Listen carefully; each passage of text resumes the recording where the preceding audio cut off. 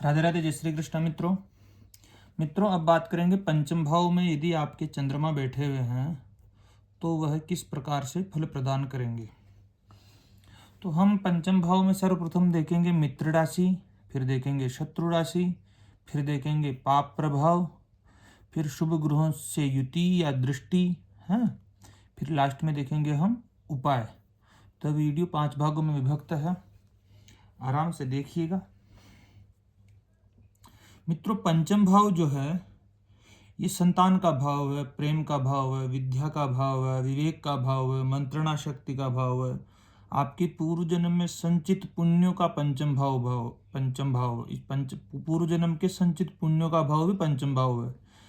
यह त्रिकोण भाव में आता है और त्रिकोण भाव में कोई भी ग्रह बैठता तो वह शुभ ही परिणाम देता है, ऐसा सामान्यतः ज्योतिष के ग्रंथ कहते हैं। पंचम भाव में चंद्रमा एक शीतल मन का कारक है, शीतलता है, एक स्त्रीण तत्व का ग्रह है। तो यहाँ पर बैठेगा तो जातक बहुत तो ये हो सकता है कि बहुत भावुक प्रवृत्ति का हो, कल्पनाशील हो, ज़्यादा सोचने विचारने वाला हो, बुद्धिमान भी बनाता है चंद्रमा पंचम भाव में बैठा रहता है। तो यहाँ पर सामान्यतः शुभ फल ही देखने को मिलते हैं। सर्वप्रथम तो मित्र राशि की बात करते हैं। यदि यह वृषभ राशि में उच्च के बैठे या कर्क राशि में स्वग्रही हो, सिंह में बैठे या फिर धनु राशि में बैठे या मीन में बैठे, मित्र राशि में बैठे, एक्चुअली में चंद्रमा के कोई शत्रु नहीं है, वे किसी को शत्रु नहीं मानते हैं। लेकिन जैसे कोई तो वृश्चिक राशि इसमें नीच के हो जाते हैं, तो मंगल की राशि मेष राशि तो मित्र राशि ही मानी जाएगी, लेकिन वृश्चिक राशि में नीच के हो जाएंगे। तो सामान्यतः अपन इसको छोड़ दें तो बाकी राशि में हाँ मिथुन और कन्या को भी ज्यादा अंक नहीं मिलते हैं, एक ही अंक मिलता दोनों अगर बुध चंद्रमा को देखा जाए तो सामान्यतः क्या परिणाम रहेंगे। यहाँ पे शुभ राशियों में रहे, मित्र राशियों में रहे, शुभ ग्रहों से दृष्ट हो तो जातक प्रखर बुद्धि का होगा। ऐसा तो निश्चित है कि ऐसा व्यक्ति बहुत प्रखर बुद्धि होगा, मतलब कि ग्रहण करने की क्षमता, कैचिंग पावर बहुत अद्भुत होती है ऐसे व्यक्ति के पास। नई चीज़ों को जल्दी सीखना, ऐसी स्थितियां उत्पन्न कर देता है। स्मरण शक्ति, मेमोरी बहुत अच्छी होती है।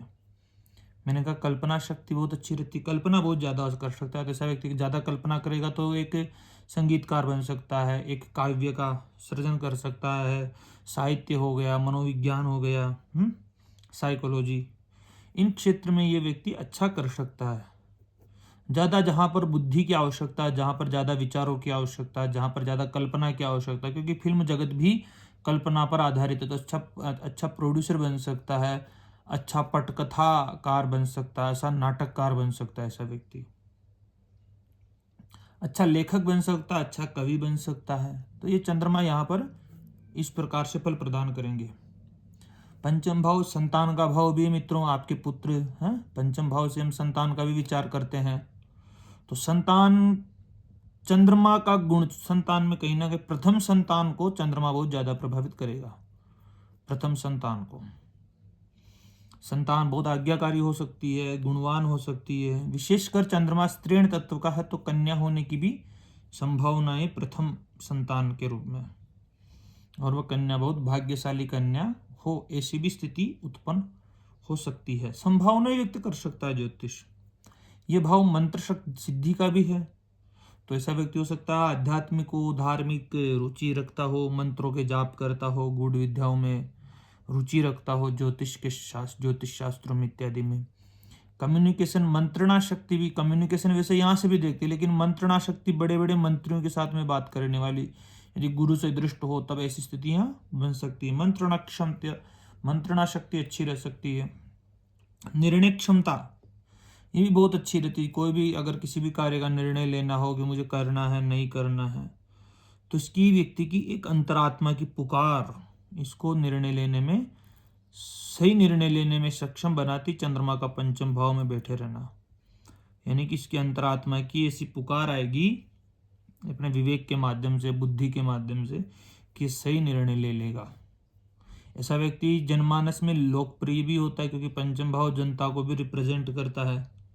लोकप्रियता अपनी वाणी के माध्यम से हो सकता है, व्यवहार के माध्यम से हो सकता है, और उसी व्यवहार के कारण इस समाज और मित्रों के बीच में बहुत लोकप्रिय हो सकता है ये व्यक्ति।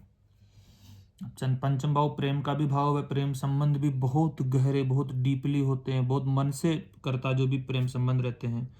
इसका साथी भी भावनात्मक हो सकता है या फिर बहुत वफादार हो सकता है? बहुत गहनता ला देता है चंद्रमा। प्रेम संबंधों में ज्यादा सोचने करने, पीड़ित नहीं होना चाहिए बस। अब यदि ये शत्रु राशि में बैठा हो मित्रों, वृश्चिक राशि में बैठे, मकर में बैठे, कुंभ में बैठे हैं, तब क्या परिणाम रहेगा? मिथुन, कन्या, इनमें बैठे तब क्या परिणाम रहेगा, थोड़ा समझना। यहाँ पे तो इसको तो ज्यादा नहीं लेंगे, लेकिन इनमें तो वृश्चिक और कुंभ में, इनमें थोड़ा परेशानीदायक स्थिति हो सकती है।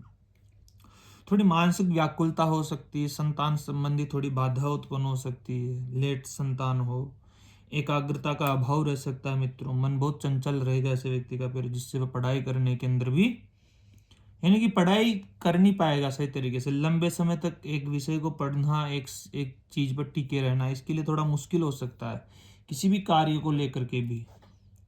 और संतान संबंधी चिंता, संतान प्राप्ति में देरी भी हो सकती है, या संतान के स्वास्थ्य को लेकर के मानसिक तनाव भी बना रह सकता है।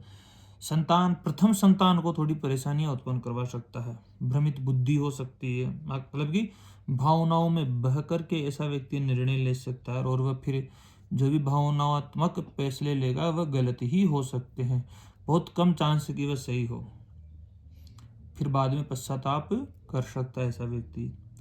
यदि इन राशियों में रहे, वृश्चिक में, मकर में, कुंभ, तो प्रेम संबंधों में भी आपको एक संवेदनशीलता देखने को मिलेगी, एक अविश्वास देखने को मिलेगा, संकालु स्वभाव हो सकता है, और इन संकालु स्वभाव के कारण ही प्रेम संबंधों में विच्छेद होने की संभावनाएं हैं, ब्रेकअप आने की स्थिति बन सकती है मित्रों।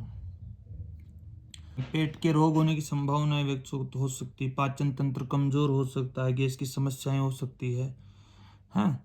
और ये सट्टे का भाव भी है, तो शेयर मार्केट, लॉटरी इत्यादि का, तो उसके अंदर भी बड़ी परेशानियां हो सकती है। मैं तो कहता हूँ इन चीज़ों से दूर रहना चाहिए इस व्यक्ति को, वरना आपको आर्थिक हानि भी हो सकती है, क्योंकि पंचम भाव तो अंतरजालीय व्यवसाय को भी प्रदर्शित करता है, अंतरजालीय को।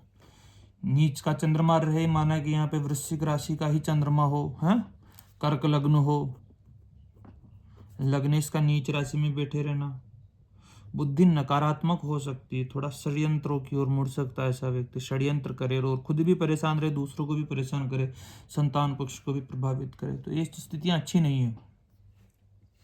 अब पाप प्रभाव की बात करें मित्रों, किस ग्रह से दृष्ट है, तो जैसे तो मित्रों ये शनि से दृष्ट हो, चंद्रमा, शनि यहाँ बैठे, यहाँ बैठे, यहाँ बैठे, यहाँ बैठे तृतीय भाव में, तब चंद्रमा पर दृष्टि पड़ेगी, या फिर चंद्रमा के साथ में शनि बैठे, तो इसको विष योग कहा ज्योतिष के शास्त्रों में मित्रों। विष योग चंद्र और शनि का, जो कृष्ण मूर्ति पद्धति में पुनर्भु योग कहा है।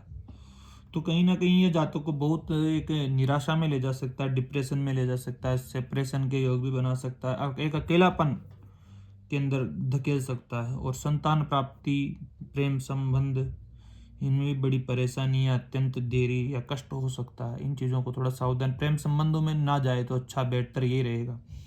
मानसिक स्थिति सही रहे आपकी, महत्वपूर्ण ये है।